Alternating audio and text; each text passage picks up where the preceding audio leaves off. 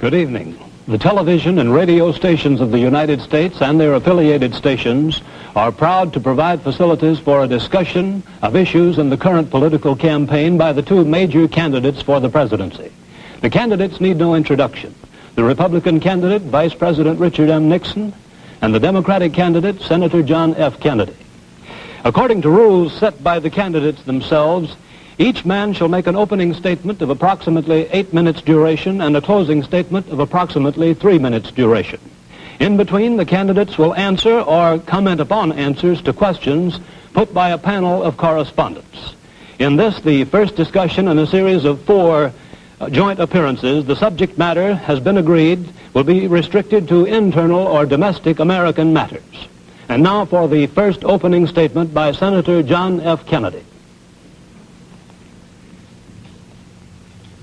Mr. Smith, Mr. Nixon, in the election of 1860, Abraham Lincoln said the question was whether this nation could exist, half slave or half free. In the election of 1960, and with the world around us, the question is whether the world will exist, half slave or half free, whether it will move in the direction of freedom, in the direction of the road that we are taking, or whether it will move in the direction of slavery. I think it will depend in great measure upon what we do here in the United States, on the kind of society that we build, on the kind of strength that we maintain. We discussed tonight domestic issues, but I would not want that to be any implication to be given that this does not involve directly our struggle with Mr. Khrushchev for survival. Mr. Khrushchev is in New York, and he maintains the communist offensive throughout the world because of the productive power of the Soviet Union itself. The Chinese communists have always had a large population, but they are important and dangerous now because they are mounting a major effort within their own country. The kind of country we have here, the kind of society we have, the kind of strength we build in the United States will be the defense of freedom. If we do well here, if we meet our obligations, if we're moving ahead, then I think freedom will be secure around the world. If we fail, then freedom fails. Therefore, I think the question before the American people is, are we doing as much as we can do? Are we as strong as we should be? Are we as strong as we must be if we're going to maintain our independence? And if we're going to maintain and hold out the hand of friendship to those who look to us for assistance, to those who look to us for survival?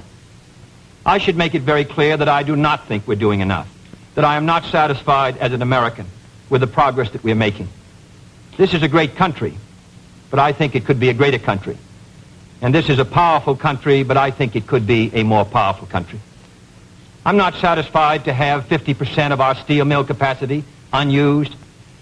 I'm not satisfied when the United States had last year the lowest rate of economic growth of any major industrialized society in the world, because economic growth means strength and vitality. It means we're able to sustain our defenses. It means we're able to meet our commitments abroad. I'm not satisfied when we have over $9 billion worth of food, some of it rotting, even though there is a hungry world, and even though 4 million Americans wait every month for a food package from the government, which averages 5 cents a day per individual. I saw cases in West Virginia, here in the United States, where children took home part of their school lunch in order to feed their families, because I don't think we're meeting our obligations towards these Americans. I'm not satisfied when the Soviet Union is turning out twice as many scientists and engineers as we are. I'm not satisfied when many of our teachers are inadequately paid, or when our children go to school part-time shifts. I think we should have an educational system second to none. I'm not satisfied when I see men like Jimmy Hoffa in charge of the largest union in the United States, still free. I'm not satisfied when we are failing to develop the natural resources of the United States to the fullest. Here in the United States, which developed the Tennessee Valley and which built the Grand Coulee and the other dams in the northwest United States, at the present rate of hydropower production, and that is the hallmark of an industrialized society, the Soviet Union by 1975 will be producing more power than we are. These are all the things, I think, in this country that can make our society strong or can mean that it stands still. I'm not satisfied until every American enjoys his full constitutional rights. If a Negro baby is born, and this is true also of Puerto Ricans and Mexicans in some of our cities, he has about 1/2 as much chance to get through high school as a white baby. He has 1/3 as much chance to get through college as a white student. He has about 1/3 as much chance to be a professional man, about 1/2 as much chance to own a house. He has about 4 times as much chance that he'll be out of work in his life as the white baby. I think we can do better. I don't want the talents of any American to go to waste. I know that there are those who say that we want to turn everything over to the government. I don't at all. I want the individuals to meet their responsibilities. And I want the states to meet their responsibilities. But I think there is also a national responsibility.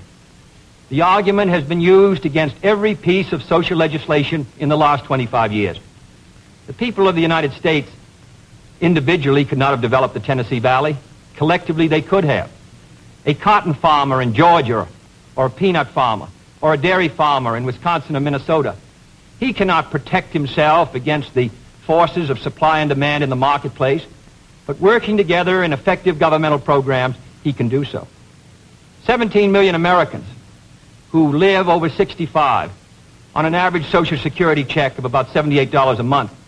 They're not able to sustain themselves individually, but they can sustain themselves through the Social Security system.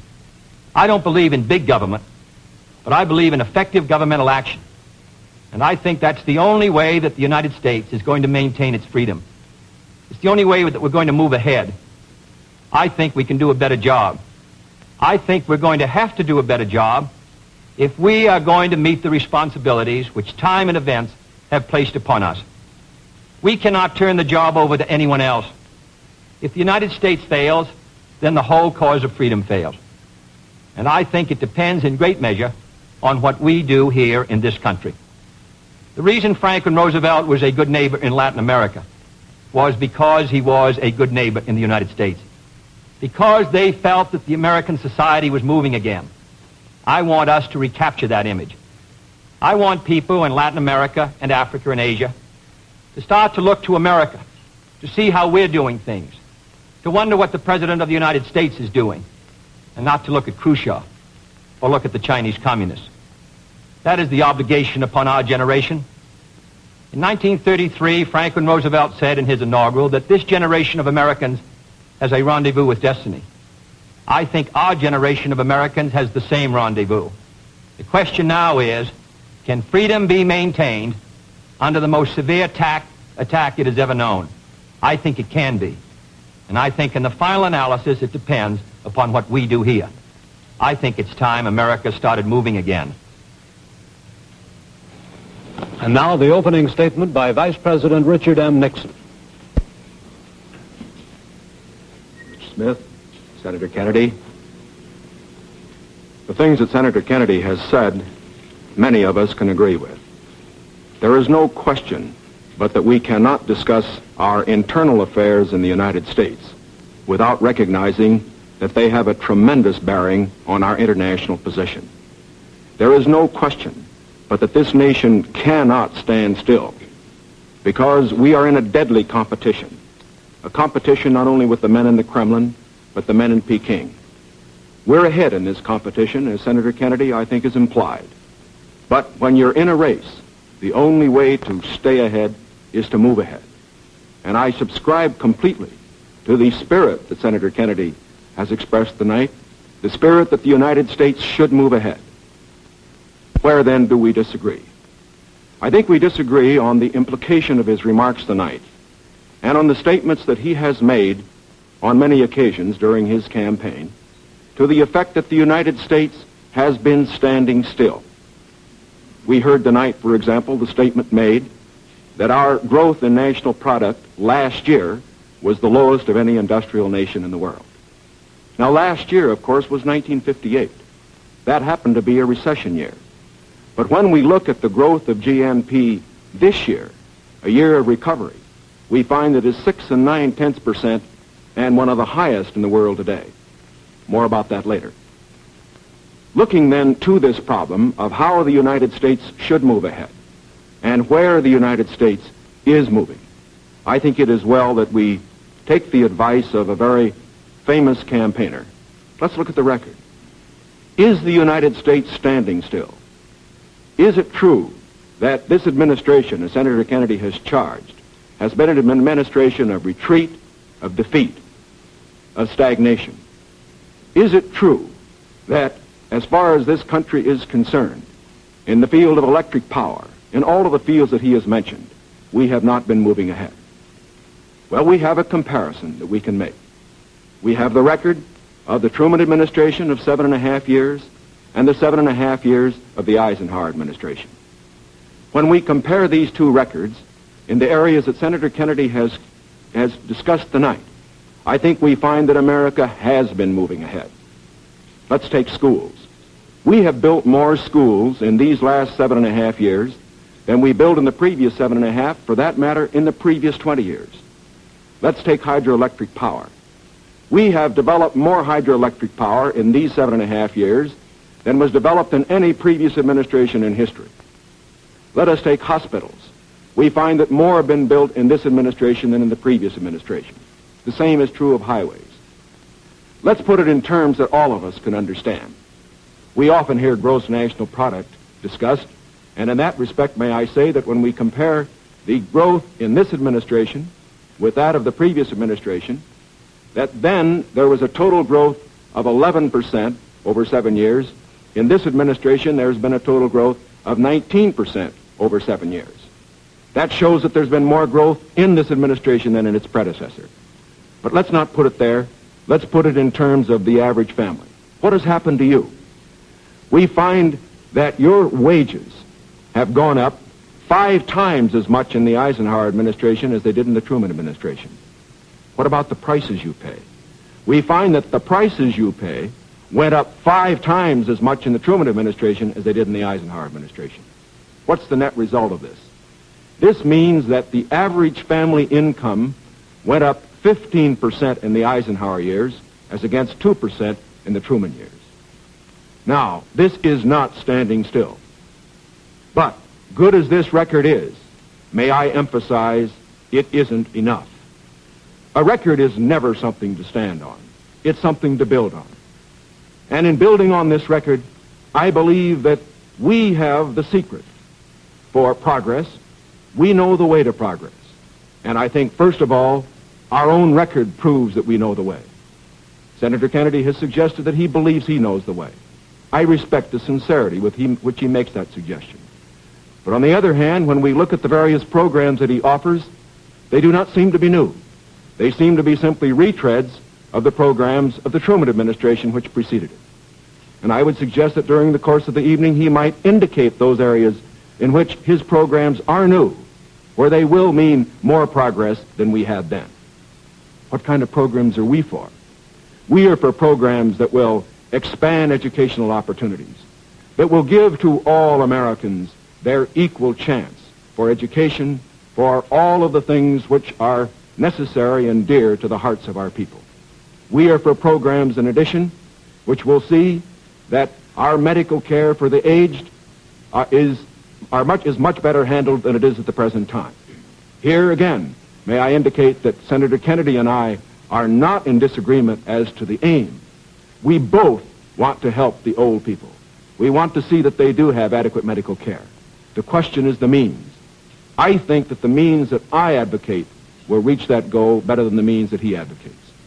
I could give better examples, but for whatever it is, whether it's in the field of housing or health or medical care or schools or the development of electric power, we have programs which we believe will move America, move her forward and build on the wonderful record that we have made over these past 7.5 years.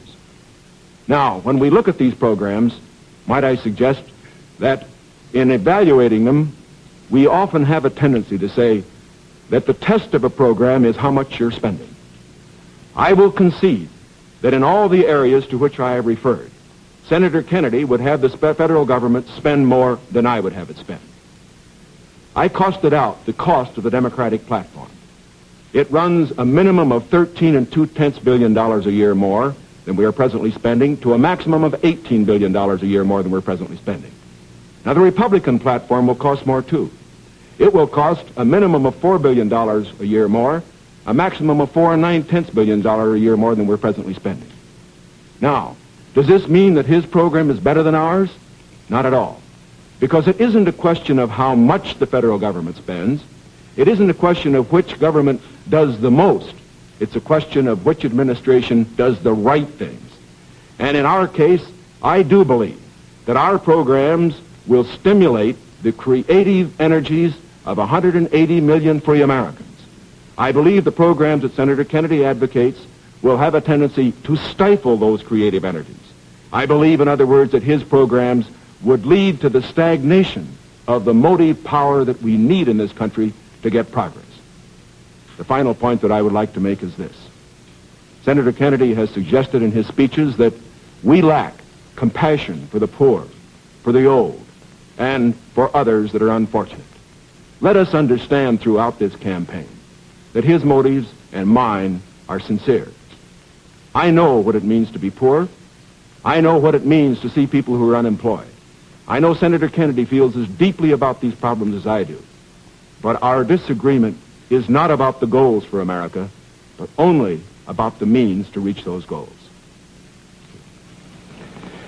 Thank you, Mr. Nixon. That completes the opening statements, and now the candidates will answer questions or comment upon one another's answers to questions put by correspondents of the networks. The correspondents. I'm Sander Van Oker, NBC News. I'm Charles Warren, Mutual News. I'm Stuart Novin, CBS News. Bob Fleming, ABC News. The first question to Senator Kennedy from Mr. Fleming. Senator, the Vice President in his campaign has said that you are naive and at times immature. He has raised the question of leadership. On this issue, why do you think people should vote for you rather than the Vice President? Well, the Vice President and I came to the Congress together. 1946, we both served in the Labor Committee. I've been there now for 14 years, the same period of time that he has. So that our experience in government is comparable. Secondly, I think the question is, what are the programs that we advocate? What is the party record that we lead? I come out of the Democratic Party, which in this century has produced Woodrow Wilson and Franklin Roosevelt and Harry Truman, and which supported and sustained these programs which I've discussed tonight. Mr. Nixon comes out of the Republican Party. He was nominated by it. And it is a fact that through most of these last 25 years, the Republican leadership has opposed federal aid for education, medical care for the aged, development of the Tennessee Valley, development of our natural resources. I think Mr. Nixon is an effective leader of his party. I hope he would grant me the same. The question before us is, which point of view and which party do we want to lead the United States? Mr. Nixon, would you like to comment on that statement? I have no comment. The next question, Mr. Novins. Mr. Vice President, your campaign stresses the value of your 8-year experience, and the question arises as to whether that experience was as an observer or as a participant or as an initiator of policy making. Would you tell us, please, specifically what major proposals you have made in the last 8 years that have been adopted by the administration? It would be rather difficult to cover them in 2.5 minutes. I would suggest that these proposals could be mentioned. First, after each of my foreign trips, I have made recommendations that have been adopted. For example, after my first trip abroad, I strongly recommended that we increase our exchange programs, particularly as they related to exchange of persons, of leaders in the labor field and in the information field. After my trip to South America, I made recommendations that a separate inter-American lending agency be set up, which the South American nations would like much better than to participate in the lending agencies which treated all the countries of the world the same. I have made other recommendations after each of the other trips. For example, after my trip abroad to Hungary, I made some recommendations with regard to the Hungarian refugee situation, which were adopted not only by the President, but some of them were enacted into law by the Congress. Within the administration, as a chairman of the President's Committee on Price Stability and Economic Growth, I have had the opportunity to make recommendations which have been adopted within the administration and which I think have been reasonably effective. I know Senator Kennedy suggested in his speech at Cleveland yesterday that that committee had not been particularly effective. I would only suggest that while we do not take the credit for it, I would not presume to, that since that committee has been formed, the price line has been held very well within the United States. Well, I would say in the latter that and that's what I found somewhat unsatisfactory about the figures, Mr. Nixon, that you used in your previous speech. When you talk about the Truman administration, Mr. Truman came to office in 1944 and at the end of the war, and difficulties that were facing the United States during that period of transition, 1946 when price controls were lifted. So it's rather difficult to use an overall figure of taking those 7.5 years and comparing them to the last 8 years. I'd prefer to take the overall percentage record of the last 20 years of the Democrats and the 8 years of the Republicans to show an overall period of growth. In regard to price stability, I'm not aware that that committee did produce recommendations that ever were certainly before the Congress from the point of view of legislation in regard to controlling prices. In regard to the exchange of students, of labor unions, I am chairman of the subcommittee on Africa, and I think that one of the most unfortunate phases of our policy towards that country was the very minute number of exchanges that we had. I think it's true of Latin America also. We did come forward with a program of students for the Congo of over 300, which was more than the federal government had for all of Africa the previous year. So that I don't think that we have moved, at least in those two areas, with sufficient vigor. The next question to Senator Kennedy from Mr. Warren. Senator Kennedy, during your brief speech a few minutes ago, you mentioned farm surpluses. That's correct. I'd like to ask this. It's a fact, I think, that presidential candidates traditionally make promises to farmers. Lots of people, I think, don't understand why the government pays farmers for not producing certain crops, or paying farmers if they overproduce, for that matter. Now, let me ask, sir, why can't the farmer operate like the businessman who operates a factory? If an auto company overproduces a certain model car, Uncle Sam doesn't step in and buy up the surplus. Why this constant courting of the farmer? Well, because I think that if the federal government moved out of the program and withdrew its support, then I think you would have complete economic chaos. The farmer plants in the spring and harvests in the fall. There are hundreds of thousands of them. They're not able to control their market very well. They bring their crops in or their livestock in, many of them about the same time. They have only a few purchasers that buy their milk or their hogs, few large companies in many cases, and therefore the farmer is not in a position to bargain very effectively in the marketplace. I think the experience of the 20s has shown what a free market could do to agriculture. And if the agricultural economy collapses, then the economy of the rest of the United States sooner or later will collapse. The farmers are the number one market for the automobile industry of the United States. The automobile industry is the number one market for steel. So if the farmer's economy continues to decline as sharply as it has in recent years, then I think you would have a recession in the rest of the country. So I think the case for the government intervention is a good one. Secondly, my objection to present farm policy is that there are no effective controls to bring supply and demand into better balance. The dropping of the support price in order to limit production has not worked. And we now have the highest surpluses, $9 billion worth. We've had a higher tax load from the Treasury for the farmer in the last few years with the lowest farm income in many years. I think that this farm policy has failed. And my judgment, the only policy that will work will be for effective supply and demand to be in balance. And that can only be done through governmental action. I therefore suggest that in those basic commodities which are supported, that the federal government, after endorsement by the farmers in that commodity, attempt to bring supply and demand into balance, attempt effective production controls so that we won't have that 5 or 6% surplus which breaks the price 15 or 20%. I think Mr. Benson's program has failed. And I must say, after reading the Vice President's speech before the farmers as he read mine, I don't believe that it's very much different from Mr. Benson. I don't think it provides effective governmental controls. I think the support prices are tied to the average market price of the last 3 years, which was Mr. Benson's theory. I therefore do not believe that this is a sharp enough breach with the past to give us any hope of success for the future. Mr. Nixon, comment? I, of course, disagree with Senator Kennedy insofar as his suggestion as to what should be done on the farm program. He has made the suggestion that what we need is to move in the direction of more government controls, a suggestion that would also mean raising prices that the consumers pay for products and imposing upon the farmers controls on acreage even far more than they have today. I think this is the wrong direction. I don't think this has worked in the past. I do not think it will work in the future. The program that I have advocated is one which departs from the present program that we have in this respect. It recognizes that the government has a responsibility to get the farmer out of the trouble he presently is in because the government got him into it. And that's the fundamental reason why we can't let the farmer go by himself at the present time. The farmer produced these surpluses because the government asked him to through legislation during the war.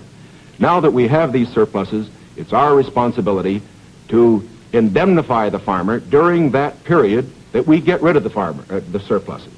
Until we get the surpluses off the farmer's back, however, we should have a program, such as I announced, which will see that farm income holds up. But I would propose holding that income up, not through a type of program that Senator Kennedy has suggested that would raise prices, but one that would indemnify the farmer, pay the farmer in kind from the products which are in surplus. The next question to Vice President Nixon from Mr. Van Oker. Mr. Vice President, since the question of executive leadership is a very important campaign issue, I'd like to follow Mr. Noven's question. Now, Republican campaign slogans, you'll see them on signs around the country as we did last week, say, it's experience that counts. That's over a picture of yourself, sir, implying that you've had more governmental executive decision-making experience than your opponent. Now, in his news conference on August 24th, President Eisenhower was asked to give one example of a major idea of yours that he adopted. His reply was, and I'm quoting, "If you give me a week, I might think of one. I don't remember." Now, that was a month ago, sir, and the President hasn't brought it up since. And I'm wondering, sir, if you can clarify which version is correct, the one put out by Republican campaign leaders or the one put out by President Eisenhower? Well, I would suggest, Mr. Van Oker, that if you know the President, that was probably a facetious remark. I would also suggest that insofar as his statement is concerned, that I think it would be improper for the President of the United States to disclose the instances in which members of his official family had made recommendations, as I have made them through the years, to him which he has accepted or rejected. The President has always maintained, and very properly so, that he is entitled to get what advice he wants from his cabinet and from his other advisors without disclosing that to anybody, including, as a matter of fact, the Congress. Now, I can only say this. Through the years, I have sat in the National Security Council. I have been in the cabinet. I have met with the legislative leaders. I have met with the President when he made the great decisions with regard to Lebanon, Kimoy Matsu, other matters. The President has asked for my advice. I have given it. Sometimes my advice has been taken. Sometimes it is not. I do not say that I have made the decisions, and I would say that no president should ever allow anybody else to make the major decisions. The President only makes the decisions. All that his advisors do is to give counsel when he asks for it. As far as what experience counts and whether that is experience that counts, that isn't for me to say. I can only say that my experience is there for the people to consider. Senator Kennedy's is there for the people to consider. As he pointed out, we came to the Congress in the same year. His experience has been different from mine. Mine has been in the executive branch. His has been in the legislative branch. I would say that the people now have the opportunity to evaluate his as against mine, and I think both he and I are going to abide by whatever the people decide. Senator Kennedy? Well, I'll just say that the question is of experience, and the question also is what our judgment is of the future, and what our goals are for the United States, and what ability we have to implement those goals. Abraham Lincoln came to the presidency in 1860 after a rather little-known session in the House of Representatives, and after being defeated for the Senate in 58 and was a distinguished president. There is no certain road to the presidency. There are no guarantees that if you take one road or another that you will be a successful president. I have been in the Congress for 14 years. I have voted in the last 8 years when the Vice President was presiding over the Senate and meeting his other responsibilities. I have met decisions over 800 times on matters which affect not only the domestic security of the United States, but as a member of the Senate Foreign Relations Committee. The question really is which candidate and which party can meet the problems that the United States is going to face in the 60s. The next question to Senator Kennedy from Mr. Novins. Senator Kennedy, in connection with these problems of the future that you speak of and the program that you enunciated earlier in your direct talk, you call for expanding some of the welfare programs for schools, for teacher salaries, medical care, and so forth, but you also call for reducing the federal debt. And I'm wondering how you, if you're president in January, would go about paying the bill for all this? Does this mean that I did not advocate reducing the federal debt because I don't believe that you're going to be able to reduce the federal debt very much in 1961, 2, or 3. I think you have heavy obligations which affect our security, which we're going to have to meet. And therefore, I've never suggested we should be able to retire the debt substantially or even at all in 1961 or 2. Senator, I believe in one of your speeches you suggested that reducing the interest rate would help toward... No, not reducing the interest. Reducing the interest rate, in my judgment, the hard money, tight money policy, fiscal policy of this administration has contributed...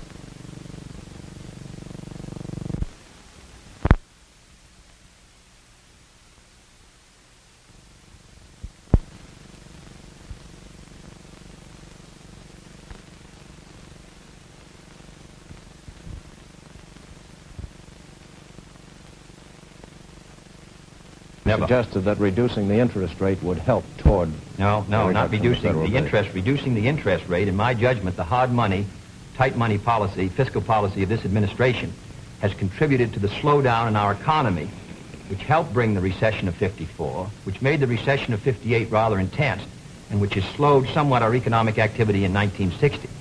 What I have talked about, however, the kind of programs that I talk about, in my judgment, are fiscally sound. Medical care for the aged, I would put under Social Security. The Vice President and I disagree on this. The program, the Javits-Nixon or the Nixon-Javits program, would have cost, if fully used, $600 million by the government per year and $600 million by the state. The program which I advocated, which failed by 5 votes in the United States Senate, would have put medical care for the aged in Social Security and would have been paid for through the Social Security system and the Social Security tax. Secondly, I support federal aid to education and federal aid for teachers' salaries. I think that's a good investment. I think we're going to have to do it. And I think to heap the burden further on the property tax, which is already strained in many of our communities, will ensure, in my opinion, that many of our children will not be adequately educated and many of our teachers not adequately compensated. There is no greater return to an economy or to a society than an educational system second to none. On the question of the development of natural resources, I would pay as you go, in the sense that they would be balanced and the power revenues would bring back sufficient money to finance the projects in the same way as the Tennessee Valley. I believe in the balanced budget, and the only conditions under which I would unbalance the budget would be if there was a grave national emergency or a serious recession. Otherwise, with a steady rate of economic growth, and Mr. Nixon and Mr. Rockefeller in their meeting said a 5% economic growth would bring by 1962 $10 billion extra in tax revenues. Whatever is brought in, I think that we can finance essential programs within a balanced budget if business remains orderly. Mr. Nixon, your comment? Yes. I think what Mr. Noble was referring to was not one of Senator Kennedy's speeches, but the Democratic platform, which did mention cutting the national debt. I think, too, that it should be pointed out that, of course, it is not possible, particularly under the proposals that Senator Kennedy has advocated, either to cut the national debt or to reduce taxes. As a matter of fact, it will be necessary to raise taxes. As Senator Kennedy points out, that as far as his one proposal is concerned, the one for medical care for the aged, that would be financed out of Social Security. That, however, is raising taxes for those who pay Social Security. He points out that he would make pay-as-you-go be the basis for our natural resources development, where our natural resources development, which I also support incidentally, however, whenever you appropriate money for one of these projects, you have to pay now and appropriate the money, and while they eventually do pay out, it doesn't mean that the government doesn't have to put out the money this year. And so I would say that in all of these proposals that Senator Kennedy has made, they will result in one of two things. Either he has to raise taxes or he has to unbalance the budget. If he unbalances the budget, that means you have inflation, and that will be, of course, a very cruel blow to the very people, the older people that we've been talking about. As far as aid for school construction is concerned, I favor that, as Senator Kennedy did in January of this year, when he said he favored that rather than aid to teacher salaries. I favor that because I believe that's the best way to aid our schools without running any risk whatever of the federal government telling our teachers what to teach. The next question to Vice President Nixon from Mr. Warren. Mr. Vice President, you mentioned schools. It was just yesterday, I think you asked for a crash program to raise education standards. And this evening you talked about advances in education. Mr. Vice President, you said it was back in 1957 But salaries paid to school teachers were nothing short of a national disgrace. Higher salaries for teachers, you added, were important, and if the situation wasn't corrected, it would lead to a national disaster. And yet you refused to vote in the Senate in order to break a tie vote when that single vote, if it had been yes, would have granted salary increases to teachers. I wonder if you could explain that, sir. I'm awfully glad you got that question because, as you know, I got into it at the last of my other question and wasn't able to complete the argument. I think that the reason that I voted against having the federal government pay teacher salaries was probably the very reason that concerned Senator Kennedy when in January of this year in his kickoff press conference he said that he favored aid for school construction, but at that time did not feel that there should be aid for teacher salaries. At least that's the way I read his remarks. Now, why should there be any question about the federal government aiding teacher salaries? Why did Senator Kennedy take that position then? Why do I take it now? We both took it then, and I take it now for this reason. We want higher teacher salaries. We need higher teacher salaries. But we also want our education to be free of federal control. When the federal government gets the power to pay teachers, inevitably, in my opinion, it will acquire the power to set standards and to tell the teachers what to teach. I think this would be bad for the country. I think it would be bad for the teaching profession. There is another point that should be made. I favor higher salaries for teachers.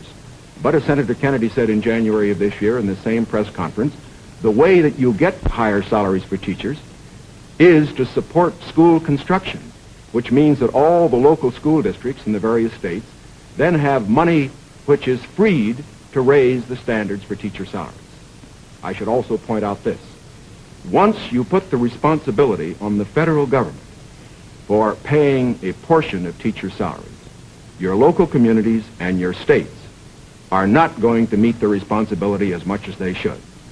I believe, in other words, that we have seen the local communities in the states assuming more of that responsibility. Teacher salaries, very fortunately, have gone up 50% in the last 8 years, as against only a 34% rise for other salaries. This is not enough. It should be more. But I do not believe that the way to get more salaries for teachers is to have the federal government get in with a massive program. My objection here is not the cost in dollars.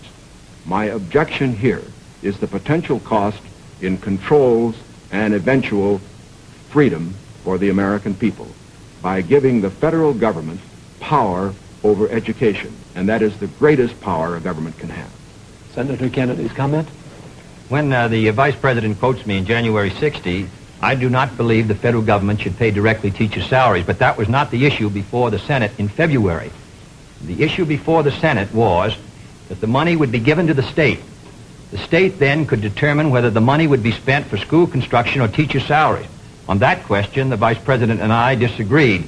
I voted in favor of that proposal and supported it strongly because I think that that provided assistance to our teachers for their salaries without any chance of federal control. And it is on that vote that Mr. Nixon and I disagreed, and his tie vote defeated. His breaking the tie defeated the proposal. I don't want the federal government paying teachers' salaries directly, but if the money will go to the states, and the states can then determine whether it shall go for school construction or for teachers' salaries, in my opinion, you protect the local authority over the school board and the school committees. And therefore, I think that was a sound proposal, and that is why I supported it, and I regret that it did not pass. Secondly, there have been statements made that the Democratic platform would cost a good deal of money and that I'm in favor of unbalancing the budget. That is wholly wrong, wholly in error, and it is a fact that in the last 8 years, the Democratic Congress has reduced the request for the appropriation by over $10 billion. That is not my view, and I think it ought to be stated very clearly on the record. My view is that you can do these programs, and they should be carefully drawn within a balanced budget if our economy is moving ahead. The next question to Senator Kennedy from Mr. Van Oker. Senator, you've been promising the voters that if you are elected president, you'll try and push through Congress bills on medical aid to the aged, a comprehensive minimum hourly wage bill, federal aid to education. Now, in the August post-convention session of the Congress, when you at least held up the possibility you could one day be president, and when you had overwhelming majorities, especially in the Senate, you could not get action on these bills. Now, how do you feel that you'll be able to get them in January Well, let's if you take weren't the able bills. to get them in August? If I may take the bills, we did pass in the Senate a bill to provide a $1.25 minimum wage. It failed because the House did not pass it, and the House failed by 11 votes. And I might say that 2/3 of the Republicans in the House voted against a $1.25 minimum wage, and a majority of the Democrats sustained it. Nearly 2/3 of them voted for the $1.25. We were threatened by a veto if we passed $1.25, and it's extremely difficult, with the great power that the President does, to pass any bill when the President is opposed. All the President needs to sustain his veto of any bill is 1/3 plus 1 in either the House or the Senate. Secondly, we passed a federal aid to education bill in the Senate. It failed to come to the floor of the House of Representatives. It was killed in the Rules Committee. And it is a fact in the August session that the 4 members of the Rules Committee who were Republicans, joining with 2 Democrats, voted against sending the aid to education bill to the floor of the House. 4 Democrats voted for it. Every Republican on the Rules Committee voted against sending that bill to be considered by the members of the House of Representatives. Thirdly, on medical care for the aged. This is the same fight that's been going on for 25 years in Social Security. We wanted to tie it to Social Security. We offered an amendment to do so. 44 Democrats voted for it. 1 Republican voted for it. And we were informed at the time it came to a vote that if it was adopted, the President of the United States would veto it. In my judgment, a vigorous Democratic president, supported by a Democratic majority in the House and Senate, can win the support for these programs. But if you send a Republican president and a Democratic majority, and the threat of a veto hangs over the Congress, in my judgment, you will continue what happened in the August session, which is a clash of parties and inaction. Mr. Nixon, comment? Well, obviously, my views are a little different. First of all, I don't see how it's possible for a 1/3 of a body, such as the Republicans have in the House and the Senate, to stop 2/3 if the 2/3 are adequately led. I would say, too, that when Senator Kennedy refers to the action of the House Rules Committee, there are 8 Democrats on that committee and 4 Republicans. It would seem to me, again, that it is very difficult to blame the 4 Republicans for the 8 Democrats not getting something through that particular committee. I would say further that to blame the President and his veto power for the inability of the Senator and his colleague to get action in this special session misses the mark. When the President exercises his veto power, he has to have the people behind him, not just 1/3 of the Congress. Because let's consider it. If the majority of the members of the Congress felt that these particular proposals were good issues, majority of those who were Democrats, why didn't they pass them and send to the President and get a veto and have an issue? The reason why these particular bills in these various fields that have been mentioned were not passed was not because the President was against them. It was because the people were against them. It was because they were too extreme. And I am convinced that the alternate proposals that I have, that the Republicans have in the field of health, in the field of education, in the field of welfare, because they are not extreme, because they will accomplish the end without too great cost in dollars or in freedom, that they could get through the next Congress. The next question to Vice President Nixon from Mr. Fleming. Mr. Vice President, do I take it then you believe that you could work better with Democratic majorities in the House and Senate, and Senator Kennedy could work with Democratic majorities in the House and Senate? I would say this, that we, of course, expect to pick up some seats in both in the House and the Senate. We would hope to control the House, to get a majority in the House in this election. We cannot, of course, control the Senate. I would say that a president will be able to lead. A president will be able to get his program through to the effect that he has the support of the country, the support of the people. Sometimes we get the opinion that in getting programs through the House or the Senate, it's purely a question of legislative finagling and all that sort of thing. It isn't really that. Whenever a majority of the people are for a program, the House and the Senate responds to it.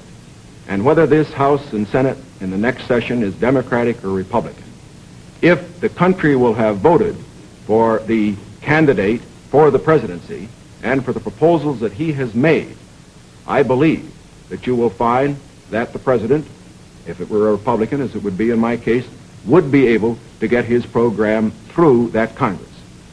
Now, I also say that as far as Senator Kennedy's proposals are concerned, that, again, the question is not simply one of a presidential veto stopping programs. You must always remember that a president can't stop anything unless he has the people behind him. And the reason President Eisenhower's vetoes have been sustained, the reason the Congress does not send up bills to him which they think will be vetoed, is because the people and the Congress, a majority of them, know the country is behind the president. Senator Kennedy? Well, now let's look at these bills that the Vice President suggests were too extreme. One was a bill for $1.25 an hour for anyone who works in a store or a company that has $1 million a year business. I don't think that's extreme at all. And yet nearly 2/3 to 3/4 of the Republicans in the House of Representatives voted against that proposal. Secondly was the federal aid to education bill. It was a very, because of the defeat of teacher salaries, it was not a bill that met, in my opinion, the needs. The fact of the matter is, it was a bill that was less than you recommended, Mr. Nixon, this morning in your proposal. It was not an extreme bill. And yet we could not get one Republican to join. At least, I think, 4 of the 8 Democrats voted to send it to the floor of the House, not one Republican, and they joined with those Democrats who were opposed to it. I don't say the Democrats are united in their support of the program, but I do say a majority are, and I say a majority of the Republicans are opposed to it. The third is medical care for the aged, which is tied to Social Security, which is financed out of Social Security funds. Does not put a deficit on the Treasury. The proposal advanced by you and by Mr. Javits would have cost $600 million. Mr. Rockefeller rejected it in New York, said he didn't agree with the financing at all, said it ought to be on Social Security. So these are 3 programs which are quite moderate. I think it shows the difference between the 2 parties. One party is ready to move in these programs, the other party gives them lip service. Mr. Warren's question for Senator Kennedy. Senator Kennedy, on another subject, communism is so often described as an ideology or a belief that exists somewhere other than in the United States. Let me ask you, sir, just how serious a threat to our national security are these communist subversive activities in the United States today? Well, I think they're serious. I think it's a matter that we should continue to give great care and attention to. We should support the laws which the United States has passed in order to protect us from those who would destroy us from within. We should sustain the Department of Justice in its efforts and the FBI, and we should be continually alert. I think if the United States is maintaining a strong society here in the United States, I think that we can meet any internal threat. The major threat is external and will continue. Mr. Nixon, comment? I agree with Senator Kennedy's appraisal generally in this respect. The question of communism within the United States has been one that has worried us in the past. It is one that will continue to be a problem for years to come. We have to remember that the Cold War that Mr. Khrushchev is waging and his colleagues are waging is waged all over the world, and it's waged right here in the United States. That's why we have to continue to be alert. It is also essential in being alert that we be fair. Fair because by being fair, we uphold the very freedoms that the communists would destroy. We uphold the standards of conduct which they would never follow.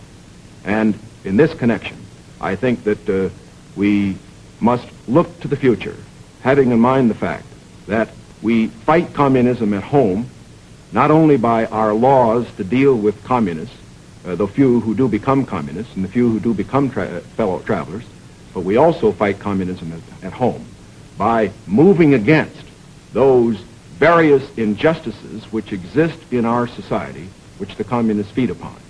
And in that connection, I again would say that while Senator Kennedy says we are for the status quo, I do believe that he would agree that I am just as sincere in believing that my proposals for federal aid to education, my proposals for health care, are just as sincerely held as his. The question, again, is not one of goals. We're for those goals. It's one of means. Mr. Van Oker's question for Vice President Nixon. Mr. Vice President, in one of your earlier statements, you said, we've moved ahead, we've built more schools, we've built more hospitals. Now, sir, isn't it true that the building of more schools is a local matter for financing? Were you claiming that the Eisenhower administration was responsible for the building of these schools, or is it the local school districts that provide for them? Not at all. As a matter of fact, your question brings out a point that I'm very glad to make.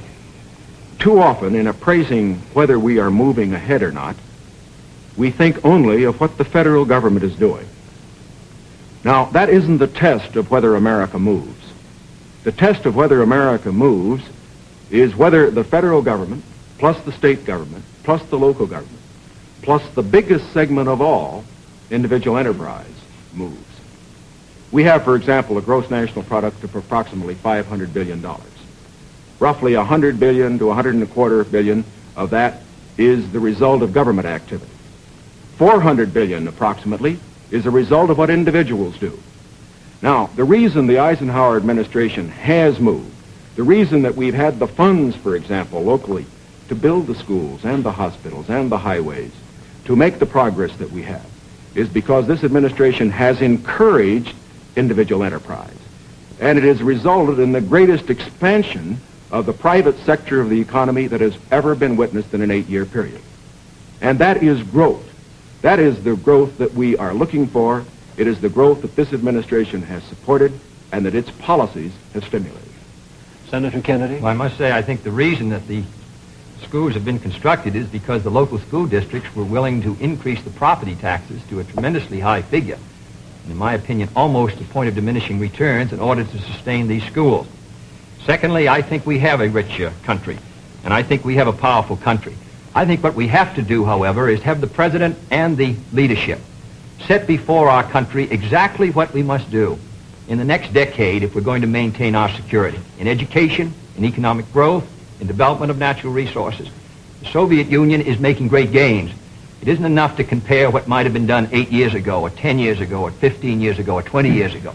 I want to compare what we're doing with what our adversaries are doing, so that by the year 1970, the United States is ahead in education, in health, in building, in homes, in economic strength.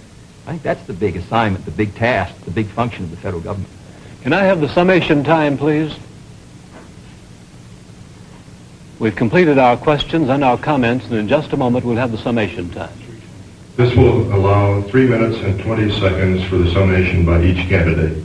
3 minutes and 20 seconds for each candidate. Vice President Nixon, will you make the first summation? Thank you, Mr. Smith. Senator Kennedy. First of all, I think it is well to put in perspective where we really do stand with regard to the Soviet Union in this whole matter of growth. The Soviet Union has been moving faster than we have. But the reason for that is obvious. They start from a much lower base. Although they have been moving faster in growth than we have, we find, for example, today, that their total gross national product is only 44% of our total gross national product. That's the same percentage that it was 20 years ago. And as far as the absolute gap is concerned, we find that the United States is even further ahead than it was 20 years ago. Is this any reason for complacency? Not at all. Because these are determined men. They are fanatical men. And we have to get the very most out of our economy. I agree with Senator Kennedy completely on that score. Where we disagree is in the means that we would use to get the most out of our economy. I respectfully submit that Senator Kennedy too often would rely too much on the federal government, on what it would do to solve our problems, to stimulate growth. I believe that when we examine the Democratic platform, when we examine the proposals that he has discussed tonight, when we compare them with the proposals that I have made, that these proposals that he makes would not result in greater growth for this country than would be the case if we followed the programs that I have advocated. There are many of the points that he has made that I would like to comment upon. The one in the field of health is worth mentioning. Our health program, the one that Senator Javits and other Republican senators as well as I supported, is one that provides for all people over 65 who want health insurance the opportunity to have it if they want it. It provides a choice of having either government insurance or private insurance. But it compels nobody to have insurance who does not want it.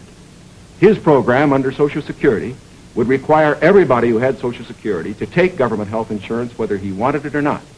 And it would not cover several million people who are not covered by Social Security at all. Here is one place where I think that our program does a better job than his. The other point that I would make is this. This downgrading of how much things cost, I think many of our people will understand better when they look at what happened during the Truman administration when the government was spending more than it took in. We found savings over a lifetime eaten up by inflation. we found the people who could least afford it, people on retired incomes, people on fixed incomes, we found them unable to meet their bills at the end of the month. It is essential that a man who's president of this country certainly stand for every program that will mean for growth. And I stand for programs that will mean growth and progress. But it is also essential that he not allow a dollar spent that could be better spent by the people themselves. Senator Kennedy, your conclusion? The point was made by Mr. Nixon that the Soviet production is only 44% of ours. I must say that 44% and that Soviet country is causing us a good deal of trouble tonight. I want to make sure that it stays in that relationship. I don't want to see the day when it's 60% of ours and 70 and 75 and 80 and 90% of ours, with all the force and power that it could bring to bear in order to cause our destruction. Secondly, the Vice President mentioned medical care for the aged. Our program was an amendment to the Kerr bill. The Kerr bill provided assistance to all those who were not on Social Security. I think it's a very clear contrast. 1935, when the Social Security Act was written, 94 out of 95 Republicans voted against it. Mr. Landon ran in 1936 to repeal it. In August of 1960, when we tried to get it again, but this time for medical care, we received the support of one Republican in the Senate on this occasion. Thirdly, I think the question before the American people is, as they look at this country and as they look the world around them, the goals are the same for all Americans. The means are at question. The means are at issue. If you feel that everything that is being done now is satisfactory, that the relative power and prestige and strength of the United States is increasing in relation to that of the communists, that we are gaining more security, that we are achieving everything as a nation that we should achieve, that we're achieving a better life for our citizens and greater strength, then I agree. I think you should vote for Mr. Nixon.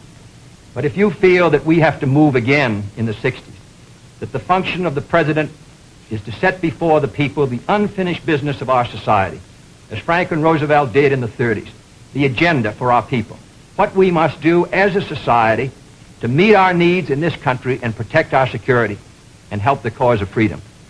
As I said at the beginning, the question before us all, that faces all Republicans and all Democrats, is, can freedom in the next generation conquer, or are the communists going to be successful?